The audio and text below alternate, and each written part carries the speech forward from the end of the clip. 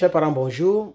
J'aimerais vous dire ici que si c'était le RDR qui était à la place du président Laurent Gbagbo en l'an 2010, c'est-à-dire le RDR était au pouvoir et le président Laurent Gbagbo était dans l'opposition, le président Laurent Gbagbo fait donc une rébellion avec Blé Goudé devient le chef rebelle. En tout cas, on inverse les rôles au fait. Si c'était le cas, quelle allait être la réaction du RDR? Je me pose la question. Quelle allait être la réaction du RDR? Je vous assure que le RDR allait faire pire que le président Laurent Gbagbo. Le RDR n'allait jamais demander le comptage des voix. Le RDR n'allait jamais aller faire les accords de Marcoussis et de Kléber. Accra 1, Accra 2, Accra 3, Pretoria 1, Pretoria 2, Flamme de la paix de Bouaké. Le RDR n'allait jamais permettre que Soro Guillaume aille à Bouaké pour croiser les rebelles, comme l'a fait Blé Goudé. Le RDR n'allait jamais accepter les rebelles ivoiriens dans leur gouvernement, comme l'a fait le président Laurent Gbagbo. Il a reconnu les grades des rebelles. Il a amnistié des rebelles. Il n'a même pas gracié, hein? Il les a amnistiés. L'amnistie qui non seulement pardonne, ne permet plus qu'on mette les gens en prison, mais surtout efface les traces des crimes qu'ils ont fait. Vous pensez que le RD allait faire ça? Regardez, il y a toujours, je me perds toujours entre les deux, qui est en prison et qui est libéré. Dobo Blé et Seka Seka, entre les deux là, il y a un qui est libéré, mais il y a un qui est toujours en prison. Et combien de temps ils ont fait en prison pour libérer un? Il y a encore des prisonniers politiques en prison, là où je vous parle. Il y a des militaires prisonniers politiques qui sont en prison. Si c'était le RD qui était au pouvoir, mais ça n'allait même pas être 3000 morts d'après eux. Parce que les gens allaient...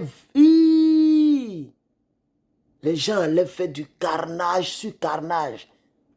Parce que ce qu'ils ont fait lorsqu'ils étaient dans la rébellion, c'est parce qu'ils étaient limités au départ. Ils n'étaient pas encore entrés en Abidjan. Et parce que la police, la gendarmerie, l'armée n'étaient pas avec eux. Donc, ils se contentaient de leurs rebelles. Ajoutés aux hommes de Soro Guillaume, le MPCI. Ajoutés donc aux dozos qu'ils ont pris par milliers dans tous les villages et campements. Qu'ils ont armés jusqu'aux dents. Sans oublier les bukinabés. Qu'ils ont mis dans les cacas de bœuf. Pour faire rentrer en Côte d'Ivoire en masse.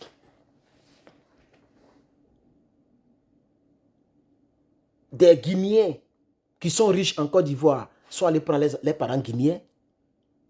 Des Maliens ont fait pareil. Mais les Sénoufos aussi ont participé à la guerre. Et c'est tout ça qui les a permis d'avoir la force. Mais ils n'avaient pas toute la force comme c'était au temps de Gbagbo Laurent. N'oubliez pas, je vous l'ai dit un jour, et ça fait partie de mon livre, parce qu'il faut que l'histoire reste. Il y a eu aussi des généraux, des capitaines, des colonels proches de M. Gbagbo Laurent ou bien en exercice, c'est-à-dire les gens étaient dans l'armée, qui ont mis sur la table ce qu'on appelait opération dignité. Il y a des images là-dessus. J'ai des photos concernant l'opération dignité. Les gens avaient tout planifié. Ils étaient prêts à déclencher les hostilités. Mais cette opération consistait à détruire toutes les positions rebelles, même s'il y avait des civils. Écoutez-moi très bien, s'il vous plaît, chers Africains, chers Côte d'Ivoiriens, chers Côte d'Ivoiriennes. Herman le patriote vous parle.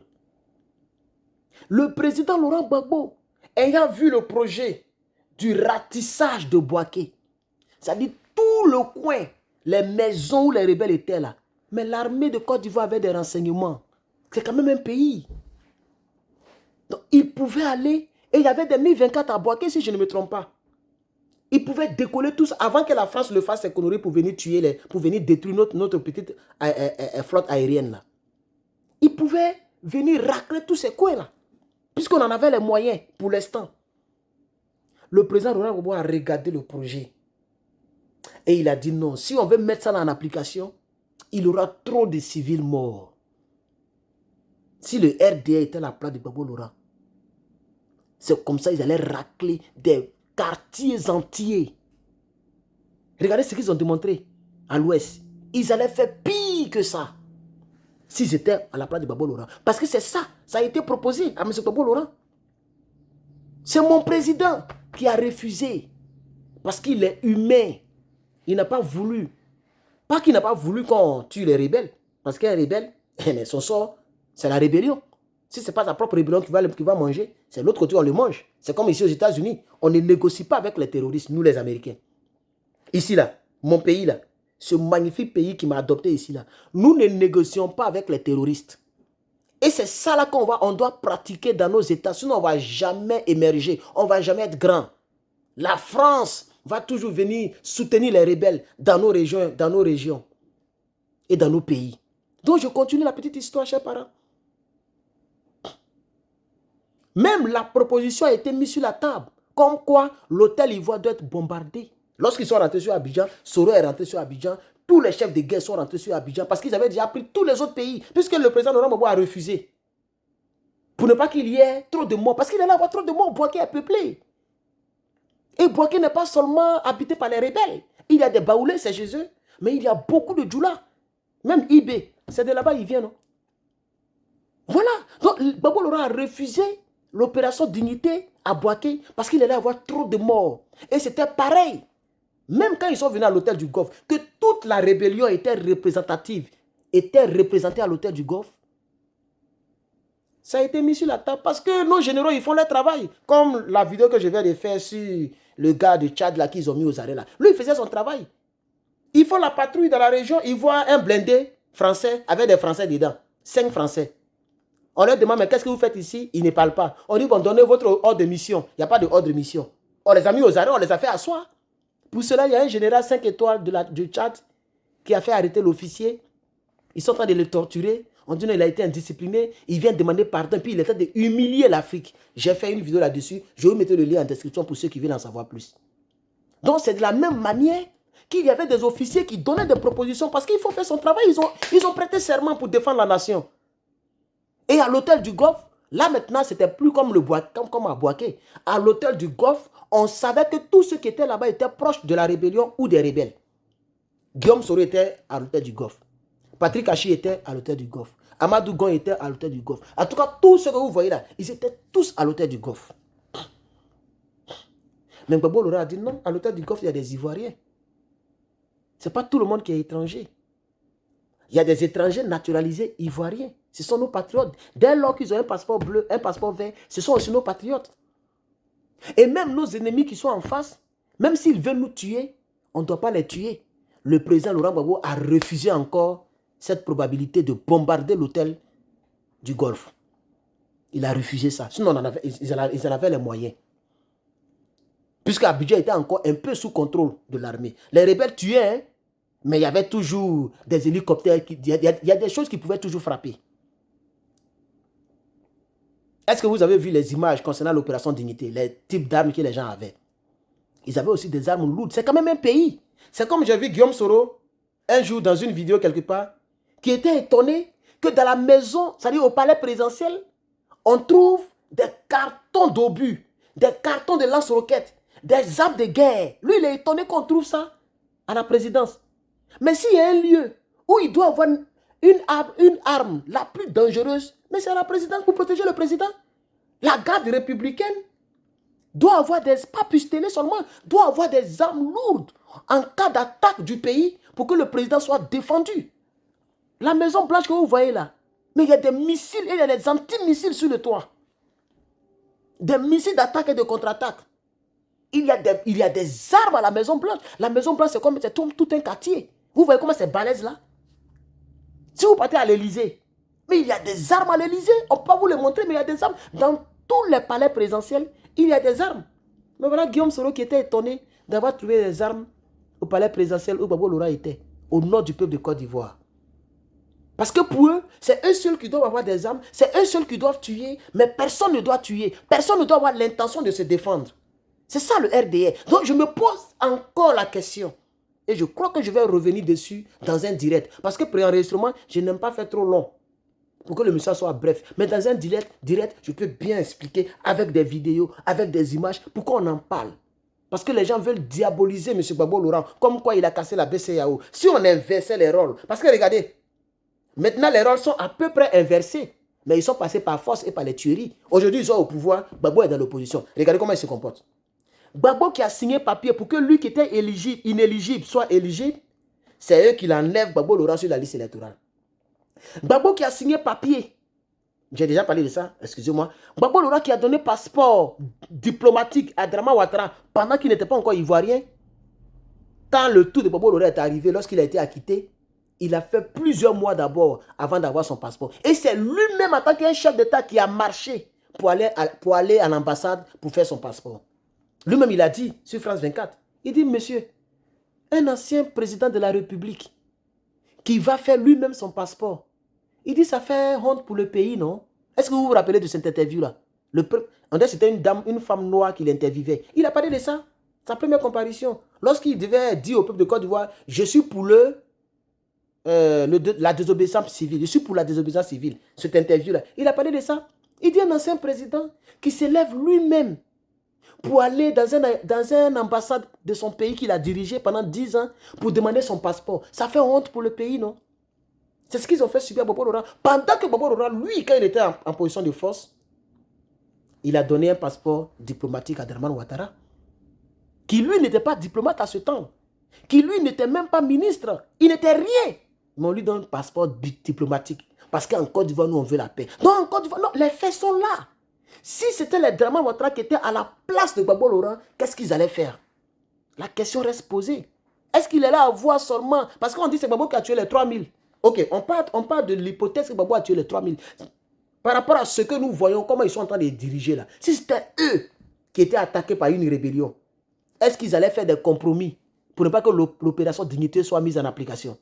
Est-ce qu'ils allaient faire des compromis pour ne pas que l'hôtel du Golfe soit détruit? Est-ce qu'ils allaient faire des compromis? Ils n'allaient pas faire des compromis. Ils n'allaient même pas demander aux jeunes d'aller dans l'armée pour prendre les armes d'abord. Ils allaient venir distribuer les armes là à tous les djoulas du Nord, à tous les djoulas de la Côte d'Ivoire pour tuer les autres. Donc je me pose la question. Posez-vous la question, réfléchissez. Réfléchissez. Gbagbo Laurent, c'est lui qui a donné citoyenneté à l'autre là, comment il s'appelle? À Salfo. Mais nous, dès que Kadjim chante, on le menace. Pendant que les autres là qui ont chanté là, Gbagbo les a toujours reçus. Gbagbo a reçu les Yodé et Siro. Les Yodé et Siro ont incité Gbagbo Laurent ici. Les Tikenja chantaient contre Gbagbo Laurent, il n'a jamais rien fait. Ses partisans n'ont jamais menacé les gens. Donc, qui est vraiment le problème de la Côte d'Ivoire? Il faut détecter cela, chers parents. Voilà cette petite réflexion et cette petite question que je voulais poser avec vous. À vous de continuer la réflexion. Que Dieu bénisse la Côte d'Ivoire. Que Dieu mette l'amour de l'être humain dans le camp adverse. Que le RDR essaie de faire un peu profil bas. Ils ont eu le pouvoir qu'ils voulaient. Moi-même qui n'ai jamais fait politique, qui n'ai jamais bouffé 1000 francs du FPI, qui n'ai jamais bénéficié du FPI, aujourd'hui je ne peux plus rentrer dans mon pays parce que je critique le pouvoir RDR. Vous voyez, si c'était Gbagbo qui était au pouvoir et que c'est lui que je critiquais, je pouvais rentrer au pays comme je veux, revenir comme je veux. Parce que ce n'est pas pareil. Voici la question que je voulais poser. Si c'était Gbagbo qui était en Côte d'Ivoire, si c'était Gbagbo qui était président, Yaka de Paris n'allait pas faire vidéo pour plaire à Gbagbo Laurent avant de rentrer.